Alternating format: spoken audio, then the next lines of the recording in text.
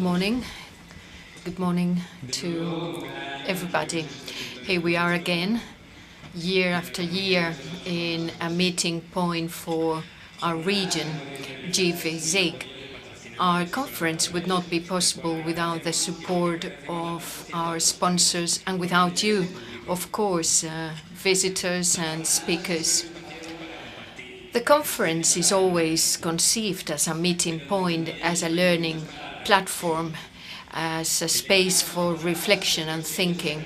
The motto of this year's conference is a matter of sovereignty, an important concept indeed, which is framed within a set of terms which we believe to be unnegotiable: freedom, democracy, but also a difficult concept to stake. When we thought about the slogan, the first thing we did was to wonder about the meaning of sovereignty. It's not easy. I can assure you there were different reactions. If we pay attention to geography, it would be even harder to find a common definition.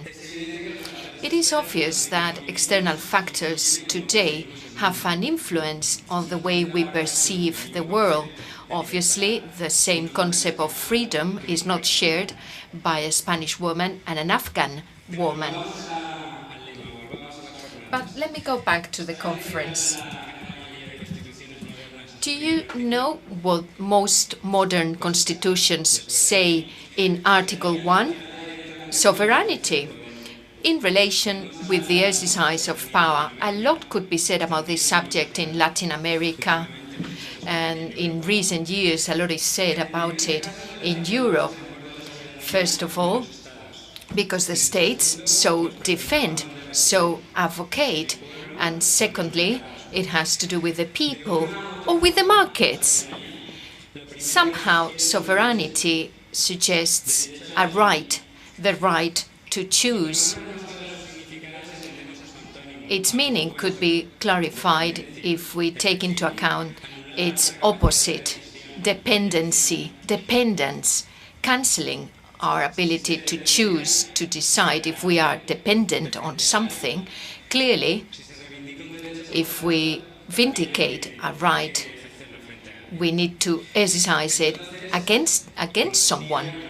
As constitutions say, sovereignty is understood as the power to decide and exercise our rights. At the state level, for a state to be sovereign, it means it has control over strategic sectors, namely sectors to be believed to be essential. This is not new, obviously. At a company level, for instance, or in a public administration, in an organization, a basic handbook in MBA degrees would say that if we have a dependent organization, dependent on a single supplier, we are weakened. The greater the dependence, the smaller our strength, the smaller our sovereignty. You may be thinking, what on earth has all this to do with gvSIG and software and technology? Well, I don't know what the day is. Do you know what the day is today, 27th November 2013? Do you really believe that in the 21st century technology is not a strategic sector? That technology is not a critical area? All processes, whether social, industrial, business, all of them are marked by technology, by software. In this very room, I would dare say there are more electronic devices than people. So think about it. With proprietary software, we are becoming more and more dependent. Open source software is the only guarantee to be sovereign. It is the only way to overcome total dependence on single suppliers. It ensures our ability to be freedom, and it really ensures our decision-making power.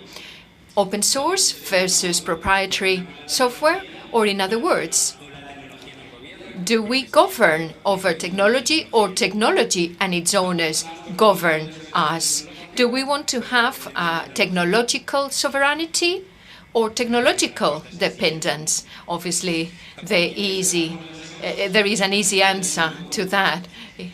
If you were asked, what would you answer? Let's have a look at the trend.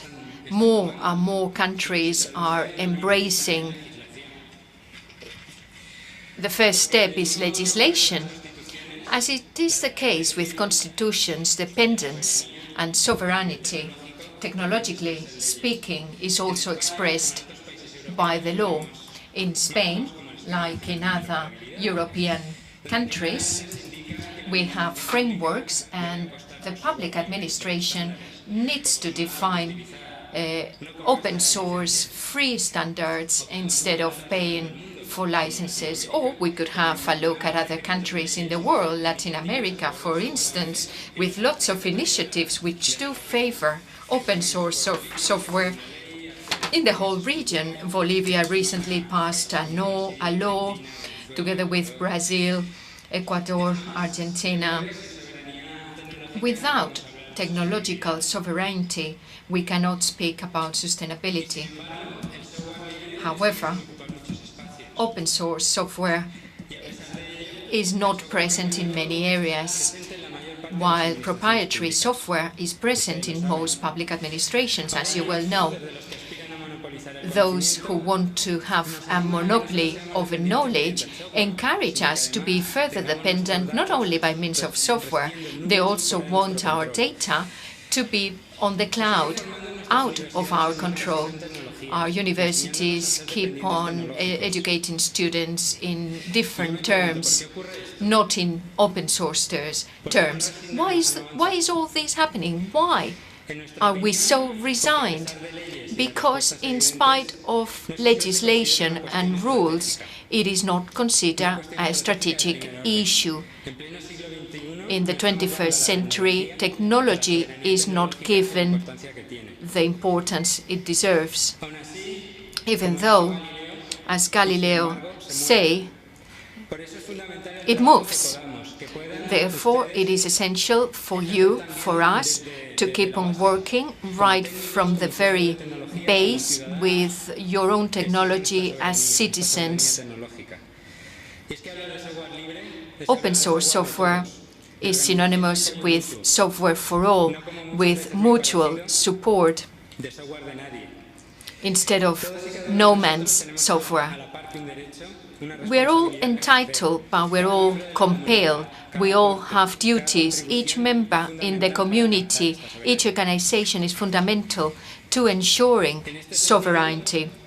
In this respect, from gvSIG, we want to boost a development model based on the idea that technology is a collective, constructive process, a solidarity-based one, in which democracy plays a major role, and one in which sovereignty is not possible without generating a local industry, without local models based on cooperation. As you will see in the opening, we will talk about the need to access knowledge. And in terms of software, this is only possible if it is open source, because it makes us independent technologically, and it enables us to at least try to be sovereign. It is a central slogan, a central motto, sovereignty, in the gvSIG conference. Thank you.